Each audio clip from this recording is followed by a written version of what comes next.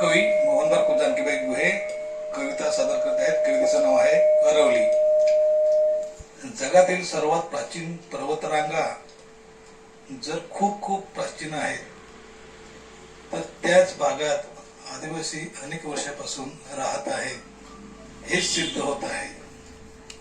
हेच प्राचीन पण संपवण्यासाठी, येथील आदिवासीत्व संपवण्यासाठी या पर्वत रांगेतील आदिवासी लोक संपवण्यासाठी हे सारे आज चालले आहे. हो काय चालले आहे काय?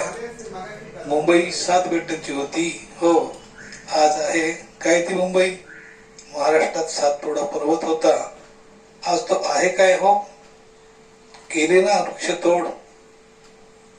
ठाणे जिल्हा आदिवासी जिल्हा होता, आज तो आदिवासी जिल्हा आहे का? हो सह्याद्री पर्वत रांगा होती, बोरघाट नाणेघाट होता, पण आज तो आहे काय? हो 100 मीटरची उंची आणि 500 मीटरची अंतर पाडून याला काय साध्य करायचे आहे?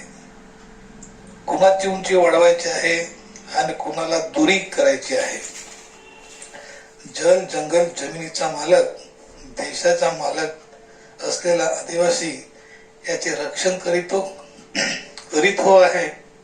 त्यालाच आज हे लोक आज देशोधडीला लावत हो आहे. जमिनीवरची संपत्ती लुबाडली, आता यांना जमिनी खालची संपत्ती लुबाडायची हो आहे. महाराष्ट्रात, छत्तीसगड, मध्य प्रदेश वृक्षतोड का हो केली जाते याने? आता यांना अरवली पर्वत हवा आहे.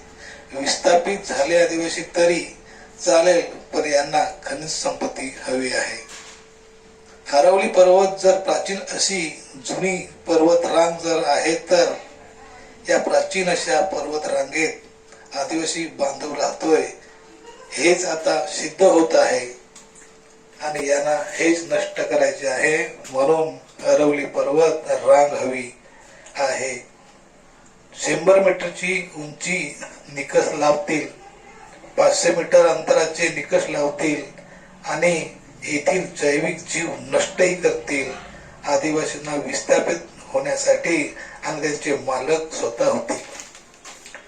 दिल्ली, गुजरात, राजस्थान, हरियाणा या राज्याच्या सीमेवरील अरवली पर्वताचे असलेल्या वनसंपदेचे हे लोक आज काहीतरी बदल करतील.